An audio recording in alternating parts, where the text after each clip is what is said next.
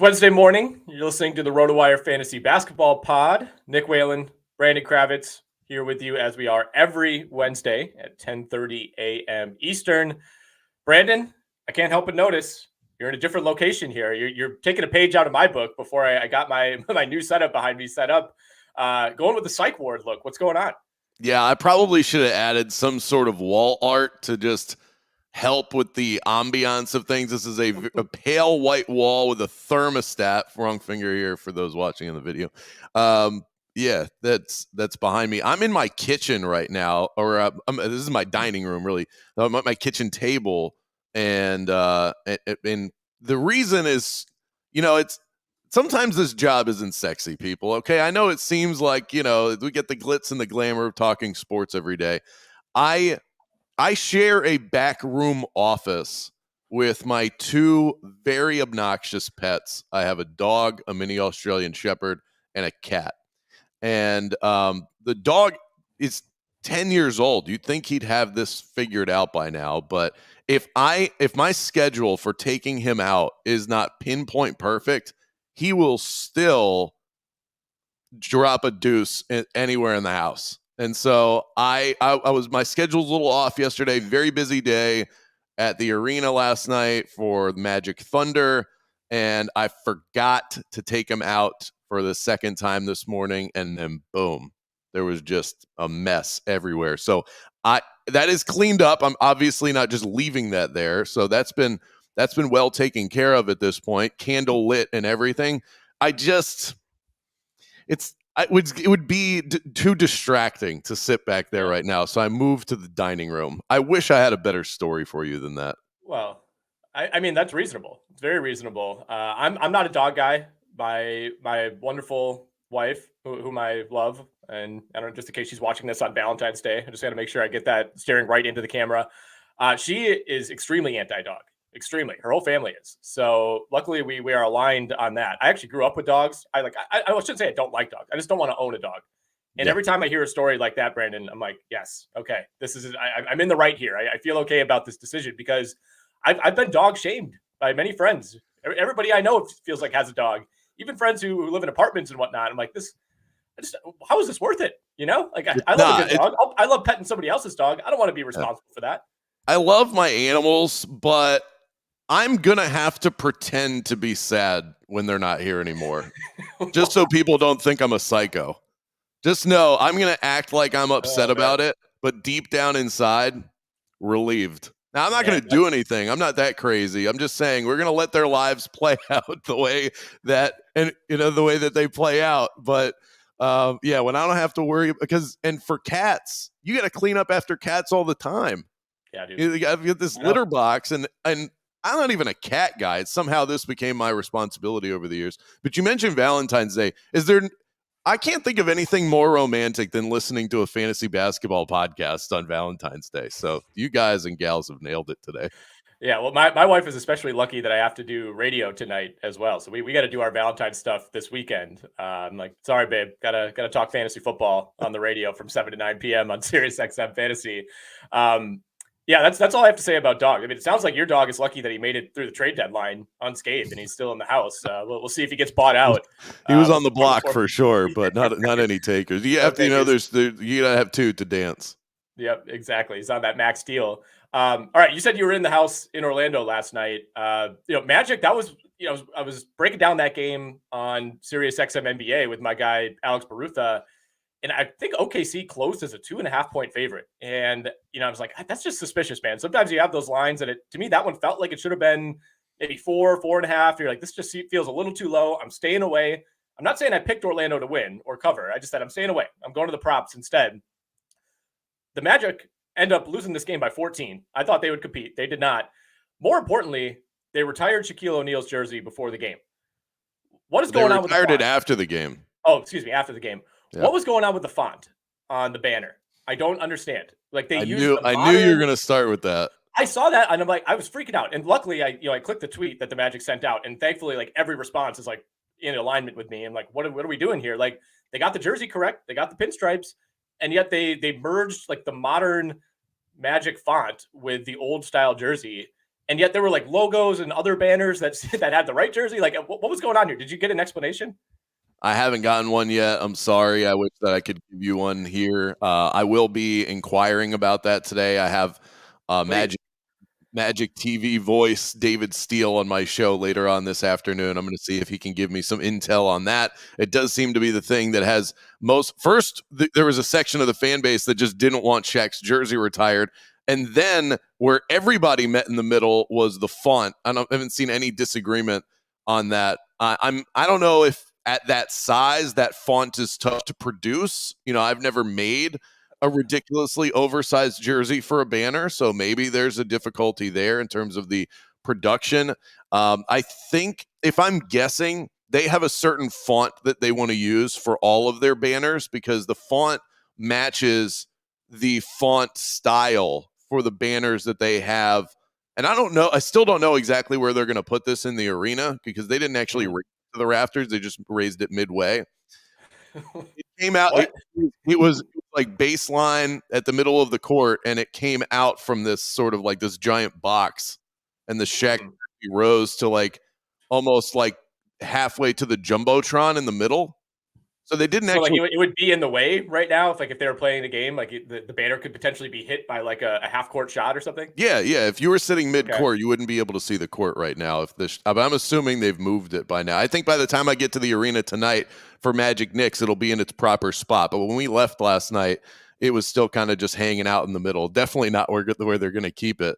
I forgot where I was going with that. It was a long night for me, but. I'm thinking so they have 2 banners up, or they have 3 banners up right now. They retired the number 6 years ago for the fans. That's the 6th man. No. They also have a banner up for the Eastern Conference championships they won in 1995 and in 2009. So those are the 3 banners that they have, and the font matches those other banners. I'm thinking that's the logic, but. That's not good enough for me. I'm not enraged about it. It seems like a lot of fans are really bothered by this. I still think they should have used the black jersey. I'm more upset about that. That's the iconic. Everybody that walked into the arena last night wearing a Shaq jersey, they all had something in common. They were all black with the pinstripe 32. That has to be one of the top selling jerseys in NBA history. Why would you not? If you're going to honor Shaq, and you're going to honor that jersey, that's got to be the thread you use. So to me, I don't like that they use the white color, but the font, I can't explain it. I'm sorry. You just wonder how this stuff happens. It's like, it seems like so obvious, right? And so many people would have to be involved in something like this for, multiple people have to sign off. You're like, yep, looks good. Great call using the 2012 font with the 1992 jersey. That looks amazing. That looks exactly like the jersey Shaq played in. Like, who's signing off on this? This is also the first jersey other than the fans, apparently, that they've retired, right? Like, no Penny Hardaway, correct. No Tracy McGrady, no Gordon Garicek, none of those guys. I was thinking they were going to go with Marcin Gortat first, but a nice little swerve to retire Shaq's jersey. Yeah, this is the first player jersey ever retired in Magic history, and I get the impression that they just wanted to start this tradition that so many other teams in all sports have taken on, and it becomes part of your history. I think the Magic, this is their 35th year anniversary. That's the big promotion all year long. Yeah. And I think they're trying to create some tradition. They're trying to create a history. And how can you, if you're going to start telling the story and have banners and create a history book, how do you not start that with anybody but Shaq? So I think that was the mentality. Obviously, he only played there for 4 years. They were an incredibly impactful 4 years, something that any NBA fan in the 90s vividly remembers and probably cheered for the Orlando Magic in those Penny and Shaq days. So if you're going to start telling the story, I think you have to start with Shaq. That would be that's me giving you the PR spin for why the Magic decided to retire Shaq's jersey. But Shaq himself last night said Nick Anderson should have been first. Yep. I saw that, and he's correct. He's correct. I'm sure you watched what's it called? This Magic Moment, the 30 for 30 on kind of the genesis of the Magic. Fantastic. If you have not seen it, really, really good stuff there. Last thing I'll say about this, we could finally move on from Magic post-game jersey retirement. Wasn't Patrick Ewing number 6 when he played that lone explosive season for the Magic? So his jersey's technically retired along with the fans. It makes sense. I mean, it's hard to nail down my favorite Patrick Ewing Magic moment. So we could do a whole podcast on it.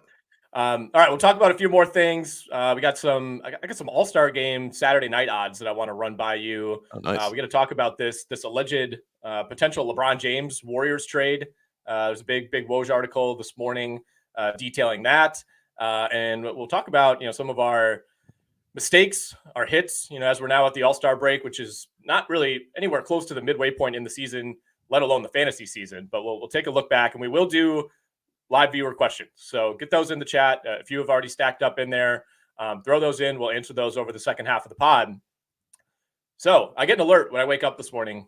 Early. They published this at like 6:30 a.m. Adrian Wojnarowski, Ramona Shelburne. The headline on ESPN: the Warriors made bid for LeBron James at trade deadline. So we kind of knew, there were these LeBron rumors of, would he be traded? Would he not be traded? Rich Paul came out, kind of put the kibosh on that a few days before the deadline. You do always wonder, though, with LeBron, it's like, does Rich Paul saying that really mean anything? You always take everything with a grain of salt coming out of his camp. But the way this article reads is that the Warriors were the ones pushing hard to try to acquire LeBron James to pair him with Stephen Curry. And the article doesn't really go into detail of what that deal would have looked like, but it also mentions that Draymond Green was part of the recruiting process, as you would imagine. And really the only way I think that would work is if either Klay Thompson or Andrew Wiggins would be involved. And my guess is that Klay would maybe have been that guy. So obviously this did not happen. LeBron remained with the Lakers. The article essentially says that LeBron and his camp shot this down right away. But we know there's been this kind of brewing late career respect. I think especially from LeBron towards Steph, who obviously, was never super friendly toward him in the middle of the last decade when they were playing in the finals every year. But he seems to have come around on this idea of, Steph being kind of his main counterpart over these last few years. This would have been incredible, right? I don't think seeing LeBron in a Warriors jersey would have been bizarre. I think this actually would have been like a hit to his legacy in some ways. So there are a lot of reasons why this really wouldn't make a ton of sense for him specifically to do. But man, I mean, the idea of LeBron, even if it would have been a half season playing this out in Golden State, is fascinating. I'm upset that it didn't happen because it would have made this NBA season go from interesting to way more interesting. So this would have been like one of the coolest, craziest trades of all time. I don't think that's an exaggeration.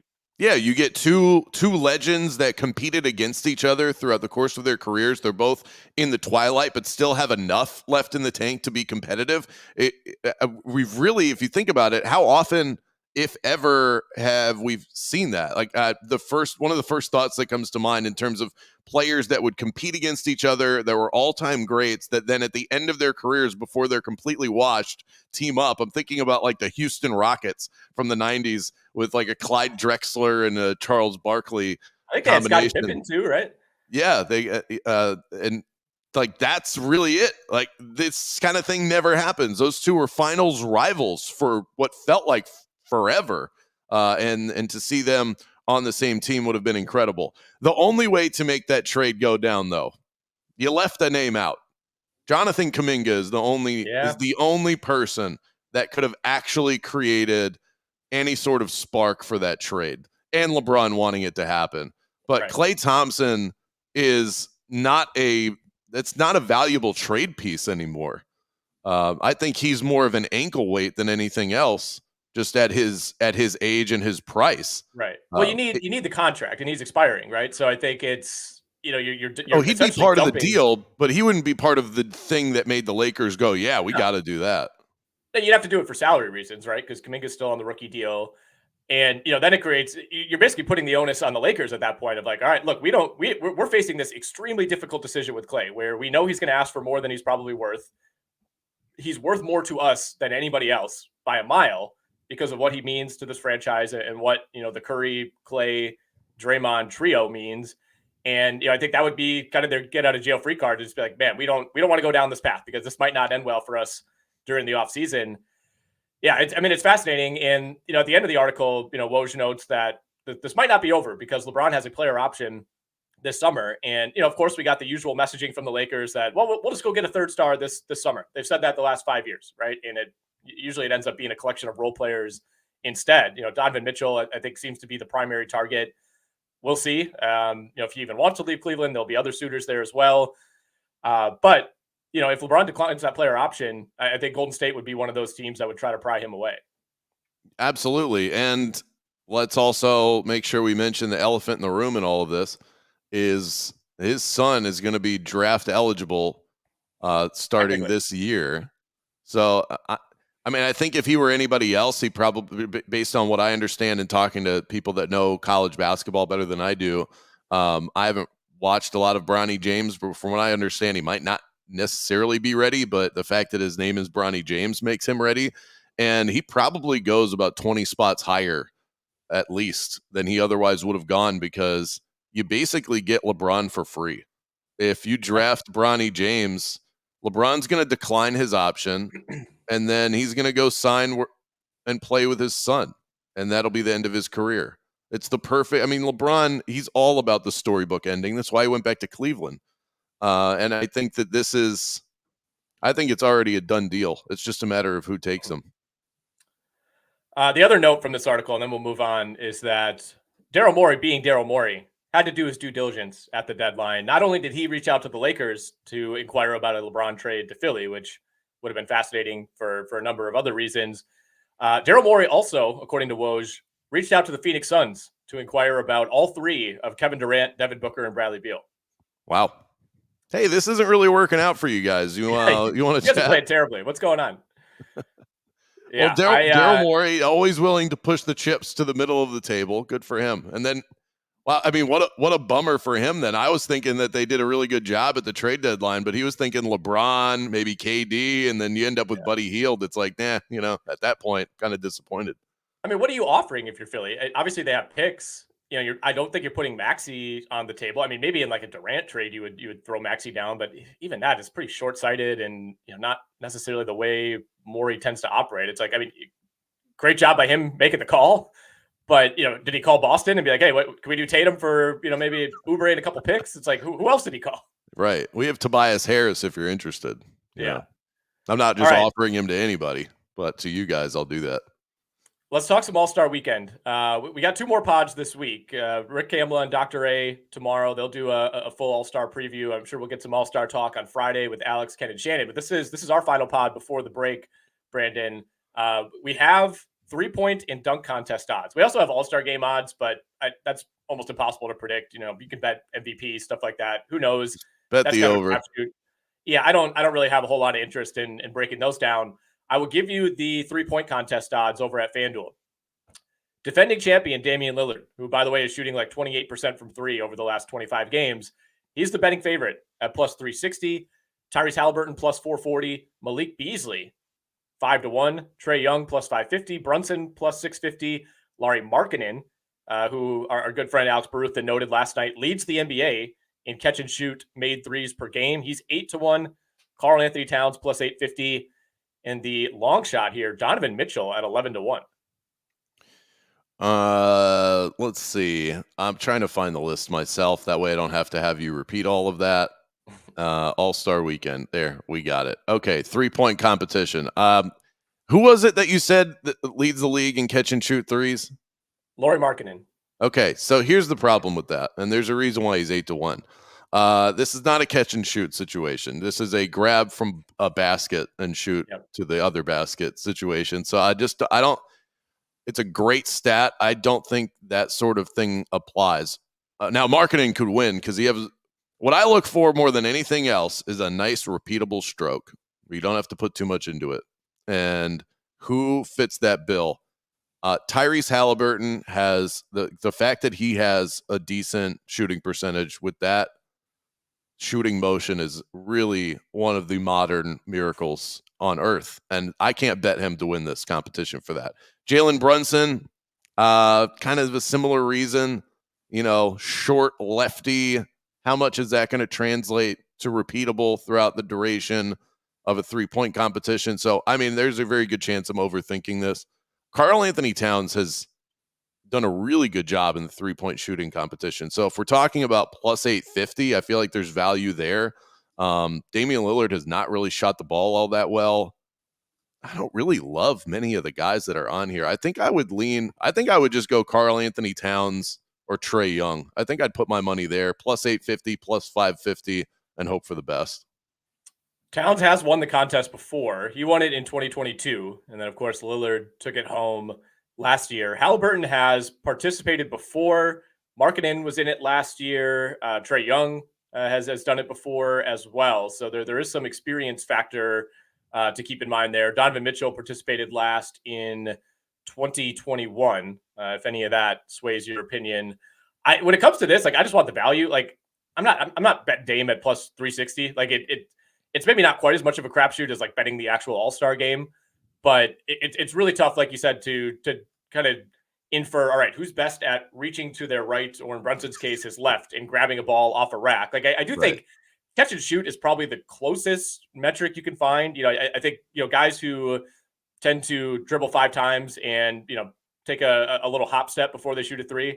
Looking at you, James Harden, this contest maybe is not suited toward them. But all these guys are obviously great 3-point shooters and great in catch and shoot and off the dribble. I really don't mind marking in at 8-1. And Donovan Mitchell, having done this contest before at 11-1, I think is reasonable value, because is there a single player in this field who you'd be like, wow, I'm shocked if they won this? I don't think so. I mean, no, absolutely not. That's why if you're going to bet this, this is a roulette table. But instead of every number being 35-1, some are weighted higher than others. Why wouldn't you just put your chips on the numbers where you get a bigger return? I tend to like players that, if you're looking for, and I don't have a stat to back this up, this is just conjecture, and Karl Anthony Towns fits this bill perfectly. The type of players that stop, set their feet, and then shoot a nice breezy 3. Those are the kind of guys that I want to look for. Not the type that, like you said, where you've got to be off the dribble, kind of fading to your side, and there's all this sort of style and pizzazz. That's why Donovan Mitchell, to me, wouldn't be a bet, because he's a guy that has a great shooting percentage, but it always feels like it's in the flow of motion. I want somebody that is stopped and stationary before they shoot, because that's the way that the 3-point competition works. A lot of these guys can do that, but who can do it better than others? I'm really talking myself into another Karl Anthony Towns bet, because I think plus 850 makes no sense. I don't even know why they would set it that high. I feel like everybody should be like 6-1, right. Just make it even across the board and pick your favorite. Yeah. All right. Dunk contests real quickly. Mac McClung, our defending champion, minus 225. Jacob Toppin, Obi Toppin's younger brother, 5-1. Jaylen Brown, by far the biggest name in this thing, plus 525. And Jaime Jaquez, of all people, 8-1, Brandon. I don't know how you don't bet Mac McClung. Did you watch the dunk contest last year? This is a completely different analysis from what we talked about with the 3-point shooting contest, where everybody's really good and there's a bit of randomness to it. Mac McClung lives for this, and he's really good at it. Stole the show last year. The fact that he signed back on tells me he's confident that he's got more in the tank in terms of what he can offer. Once guys feel like they've run out of their dunk portfolio, they tend to not go back, because nobody, even if you're at the G League level, you don't want to embarrass yourself. I think he's a runaway winner in this one. I'd be shocked if McClung doesn't win.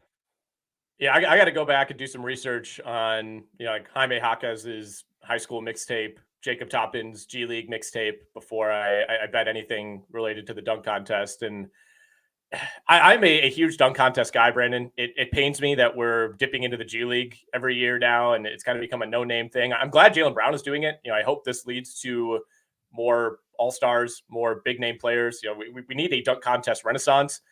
At the same time, every year you watch this contest, really every year since that Levine-Gordon showdown, which was, I think, 2016, 2017, it feels like we're running out of dunks. That to me is the primary issue. It's like you have to go like kind of so off script. You have to involve props. You have to involve, it's all about something we've never seen before. We may have reached the limits on what the dunk contest can be. Or maybe we're overthinking it. I don't think it needs to be all of that. The reason it became that is because we started getting lesser players that were competing in the dunk contest. If we just simply got stars that did things that normal humans can't do, I don't think we'd be so jaded. The second Blake Griffin dunked over a car, that literally jumped the shark. except the shark was a Kia. Yeah. With an assist from Barrett Davis. Yes. A fine pass. Was that from the driver's seat, right? I think it was from like the sunroof, if I recall. Right. Incredible. And then that's super entertaining, but guys around the league went, yeah, I'm not doing that. I'm not going to do anything close to that. But that's part of the reason why I like Mac McClung. And obviously he's minus 225. Is that still where it's at for you? That's what it was when I pulled the odds late last night. Okay. So, and there's a reason he didn't, if I remember correctly, he didn't really use a lot of propage. That was a lot of just that sort of mixtape style dunking. And the fact that he's shorter, I think adds the pizzazz to it. So even though he's not the star name, it's nice that Jaylen Brown is taking part in this. I still think there's a lane for guys that are just really good dunkers. It's I do think there's a level of we're just overthinking this as sports fans. Like we want these guys falling out of planes to dunk the ball. It doesn't need to be all that. We may reach that point. It'll be cool though. At sometime in the near future. Speaking of Jaylen Brown, we got a good question from Matt. He says, I was offered Jaylen Brown and Brandon Ingram for his DeJounte Murray and McCall Bridges in a head-to-head Yahoo Points League. Which side do you prefer? On the surface, before looking too deep into it, feels like a pretty fair deal. Obviously Bridges has been one of the bigger fantasy disappointments this season, based on where he was drafted. If you just look at the raw fantasy points per game, Brown is at about 37, Murray is at about 38, Ingram is at about 37, and Bridges comes in at 35. So it's close to dead even to me. If you're in a points league, you're obviously not worried about shoring up specific categories. I think I would prefer the Brown and Ingram side of this, honestly. I think that's where I lean. It is so. I mean, it really is a coin flip type of a trade. Yeah. So I would tend to look at the teams involved because I want to go with what I can. If I'm looking at two sides of a deal and they're pretty even, I want to take the side I trust a little bit more. Yeah. I don't really trust the Hawks. I don't really trust the Nets in terms of the way that they can handle the back end of the season with where they are in the standings. So I would take the two teams that are fighting for it. That Brown and Ingram are going to be wheels up the rest of the year. Yeah, I would be especially concerned about the Nets. I don't know if they're not quite in like shutdown scary territory, like a team like Portland or something like that, but it could get there. It could get there at the end of the year. And, this is, I assume, a league that probably ends before like the final week of the season, but still, Bridges has been a little bit shaky. And, part of the reason we loved him so much was mostly in category leagues where, you're projecting close to 90% from the free throw line. That has not been the case. He's been closer to 82, 83%. The field goal percentage has taken a dip. The 3-point shooting has taken a dip. But yeah, in a points league, I would take this offer and go Brown and Ingram. George says, well, first of all, he says, Happy Valentine's Day. Happy Valentine's Day to you, George. Hope it's not as cold down there as it is up here in Toronto. I can assure you it's not that cold in Orlando. It's like 30 here in Milwaukee. We'll take that for mid-February. He says, what are your thoughts on Onyeka Okongwu, Ayo Dosunmu, and Scoot Henderson for the rest of the season in a 12-team head-to-head 9-category league? Their playoffs start in week 19. Obviously Okongwu is awesome whenever Capella's out. So I think there is a pretty good chance Capella's back after the All-Star break. They gave us kind of the 1 to 2 week timetable. Of course, that encompasses the break. So the Okongwu run could come to an end pretty soon. You always wonder, it's like, man, he's played so well, as he does every time Capella's out. And then when Capella comes back, they always send him back to playing like 21 minutes a night. Still rosterable to me, even in a 12-team league. I wouldn't necessarily be looking to drop him. Like on a 4-game week, I think you could still throw him out there. Dosunmu and Scoot are a little more interesting. I still think Scoot's going to give you value at some point this season. It's weird that they're not starting him. Even when they have guys out, Brogdon's missing, they're still bringing him off the bench. He has played 37, 33, 34 minutes over the last few games. My concern with Scoot are, one, the turnovers. He's going to be 2 to 4 turnovers just about every night in a 9-cat league. The percentages, still 40% at best from the field. He has been great at the line. He's shooting like almost 100% at the free throw line over the last month plus. 3-point shooting's been a little bit better. It depends how much you need assists, because he's really not giving you much on defense either. Yeah, I mean, I love the talent, and maybe at some point on today's episode we get to a few of those names that have disappointed us. Scoot Henderson would be one of them, and I put that more on myself than on him. I think that we need to be a little bit more cautious, unless it's like a Victor Wembanyama type, about aggressively drafting rookies like this, especially on bad teams and guys that don't come in with a great shooting profile. 37% from the field over his last 3 games. So we've seen him with increased minutes, and that increased volume has only hurt his overall field goal percentage. You mentioned the threes. He's not taking a ton of them, but we're seeing him make some of those. You're right. The assist numbers are there. I think he's becoming a comfortable, solid NBA player. And by next year, he'll probably take a huge leap.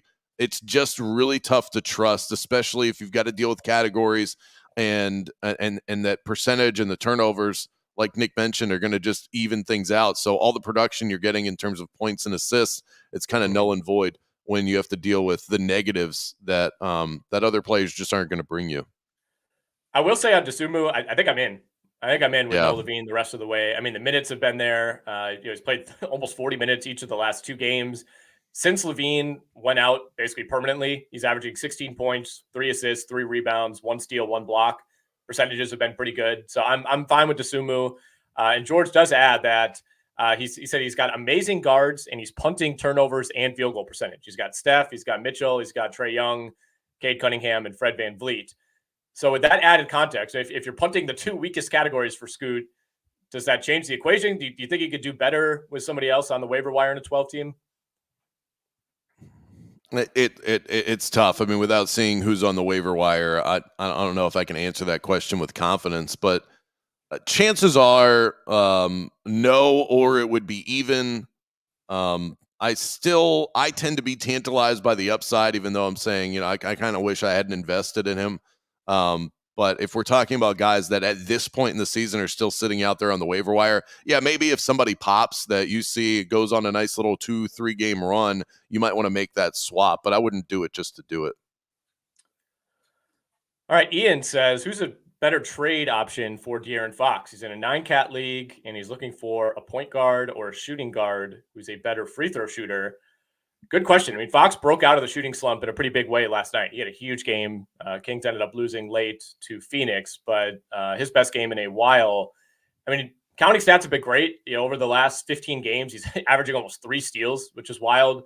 But the free throw percentage, which felt like he made a big jump last year, he's been on a steady decline. I mean, he was like, I think going into last night, it was like one of his last 7 at the line. He hadn't been getting there quite as much.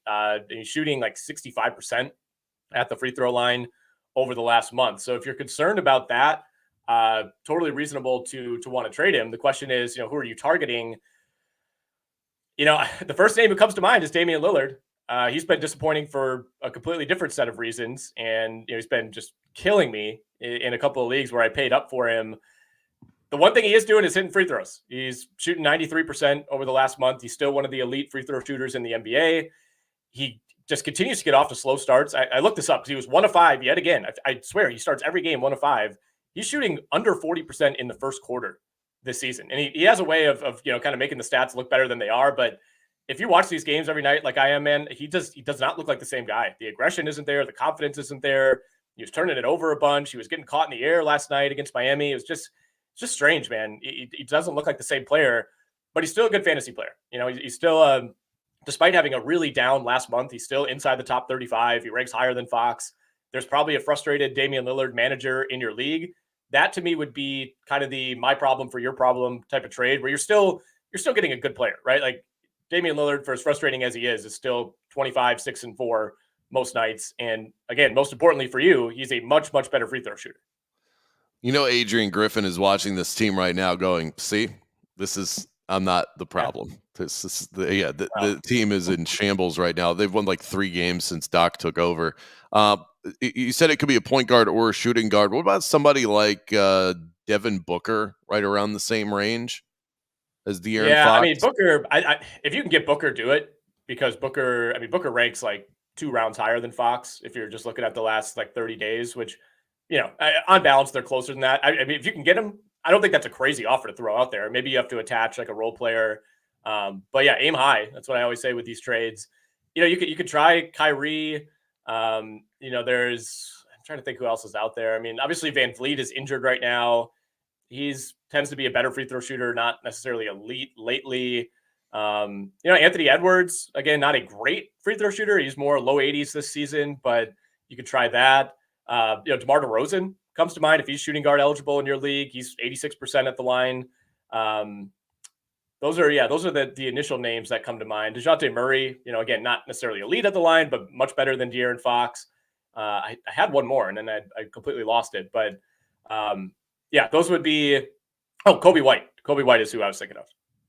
No, Kobe White has been outstanding. We've been talking about him all year. This is not a guy that is dropping off. I was actually just looking at most improved player of the year odds. He's at plus 750 right now. That feels like a bargain.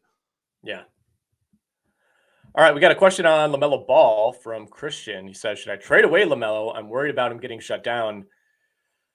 In short, I would trade him if you can. It's a question of what kind of return can you get for LaMelo at this point. I think if anybody's paying attention in your league, they would have the same concerns. I think it's totally possible that we don't see him again. I mean, this is 2 years in a row now that he's dealt with these injuries, and he's kind of going to have a lost season. I mean, he's played 22 games as of right now. Obviously, Charlotte is going nowhere fast. I think the argument against a shutdown is they've been terrible with him and without him. So I don't think there's like this fear that he comes back and all of a sudden they're winning 6 out of 10 games. I think they want to get him back out there, but if this goes beyond the All-Star break and he's still game to game or week to week or whatever it is, and they have 12 or 13 wins on the year, I don't think it would be a shutdown for competitive reasons. I think it would be all right, let's make sure you are 1,000% healthy for next season. We don't want this to recur.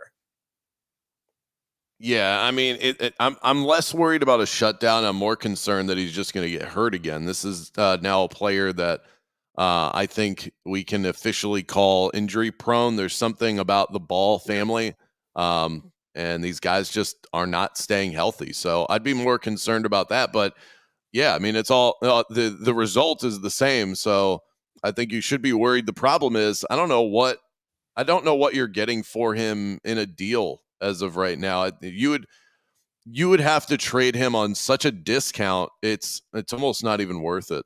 And just keep him as somebody that if you're able to use him as the season goes along, we get into March, then great. And if not, then hopefully you're able to pivot via the waiver wire or another kind of a trade. I just don't think that there's any value in that. All right, question from Mal. He says, Walker Kessler or Draymond Green rest of season in a 10-team league? I will say category leagues, Green ranks higher. It's just kind of his usual stuff where you're like, I don't understand how this guy is a top 60 player, and yet he is.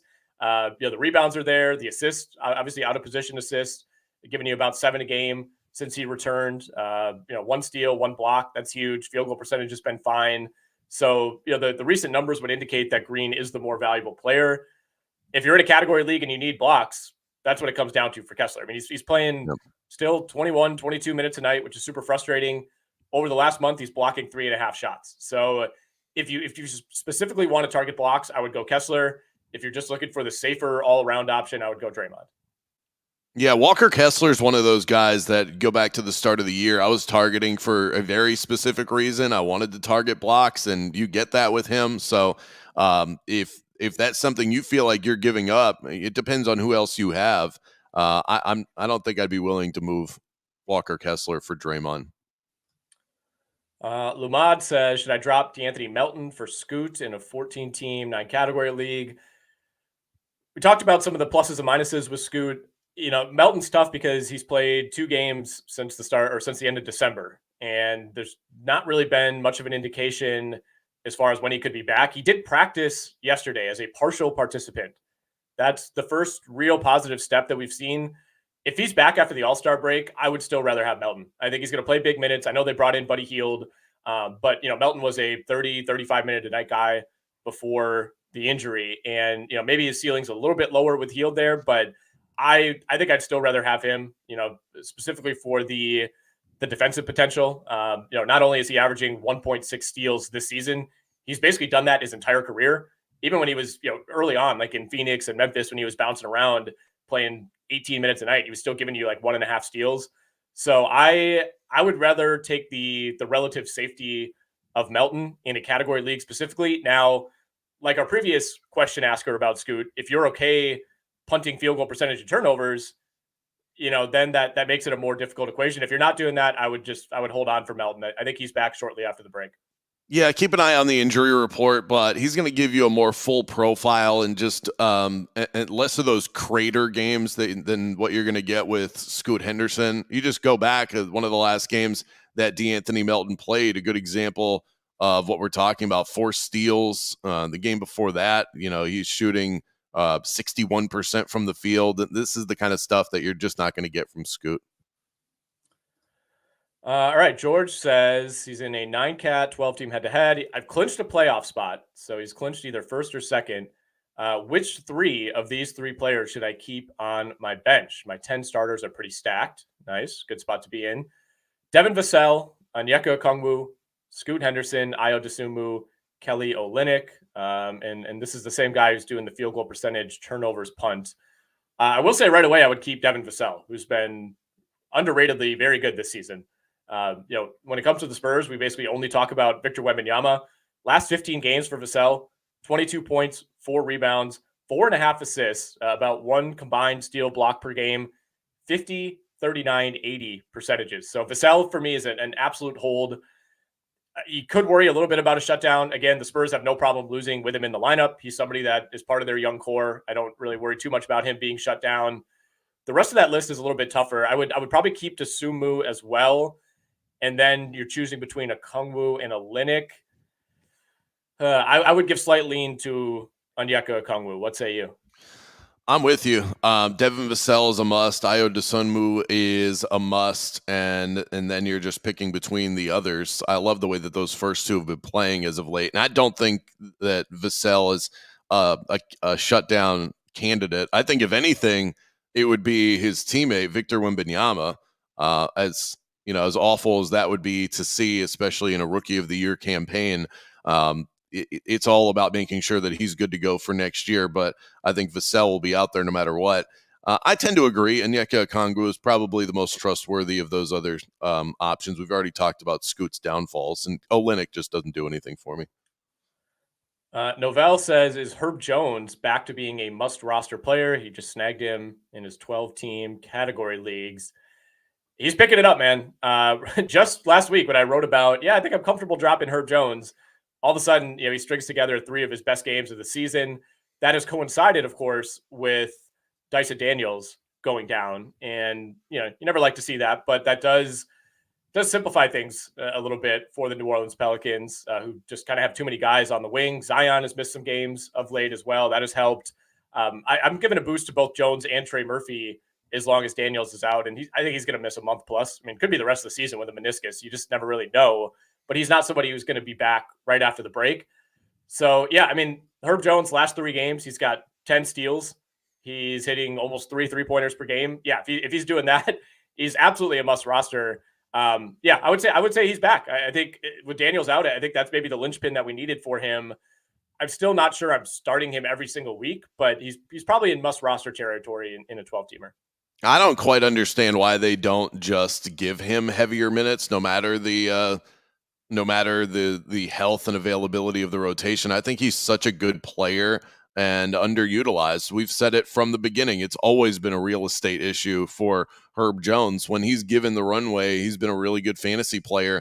Just look at what he's been able to do this month. Okay, even if you just look at the wins, they're 4-1 in their last 5 games. He's got double-digit points in 4 of the last 5 games, shooting 55% from the field and 52% from 3-point range. And he's a good defender. He's got 5 steals in his last game. Now, that was against Memphis, but a total of 10 in his last 3. Why wouldn't this guy be more of a factor more frequently? It really just comes down to who's available around him, but I love the player. Me too. And it is worth noting, and this is part of the reason that I included him in my drops article last week. And this is like players who are kind of borderline, we're not saying guys who are 5% rostered. It's like, 50% ish rostered.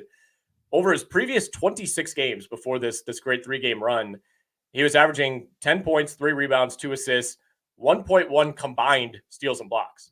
Like those had completely evaporated for basically 2 months. So he went through this weird stretch where the defensive stats, which can be fluky, just weren't there.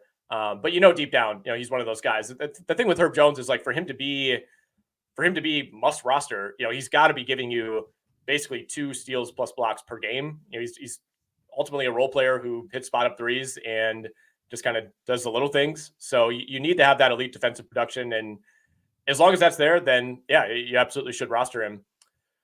Ian says that he is sitting in first place in his 9-cat 16 team league. He says, I need advice on what to do if all your players are must roster players. Man, must be nice. Thinking that, especially in a 16 team league, man. Yeah. He says he's thinking that streaming a spot in the playoffs will be critical. My guess, Ian, is that this problem may solve itself. Somebody gets injured in the next 3 or 4 weeks. Somebody's performance falls off. Without seeing your roster, it's really hard to say, you got to drop this guy. In general, I think you're right about streaming. You look ahead to the playoff schedule, especially if you're in a weekly league, getting those 4 gamers in a playoff, especially if it's a head-to-head matchup, super, super important. I wouldn't be too proactive. Like if everybody is truly must roster, and maybe they are because you're in first place, I wouldn't really mess with a good thing right now. And again, chances are somebody on that team, will kind of shake loose as the obvious drop between now and the postseason. Yeah, especially if, like Nick said, it's great advice targeting the schedule. How many games a player is going to play in a given week? If you've got a bunch of must roster players, I'm guessing one of those is going to fit the bill. Just slot them in to your starting lineup. So I think you kind of answered your own question here. If you've got a full team of must roster players, then you must keep them on your roster. It's that simple. All right, Brandon. That's why they pay me the big bucks here, Nick. That's the analysis we pay you for, man. Regardless of what room in your house you are in. All right, we got I like this one. I think there's like a good ambiance in here. It's a little brighter. Yeah. Yeah. It's a little brighter. I might do it. I think you know what? I should apologize to my dog for besmirching his good name. Jackson, I'm sorry. Perhaps we'll do the podcast from right here every single week. Yeah, we'll see what the smell situation is this time next Wednesday. But appreciate everybody giving us questions, jumping in the stream as always. We will be doing these, Thursday and Friday this week as well. Still a big waiver wire period coming up, so make sure you tune in to Alex, Ken, and Shannon on Friday.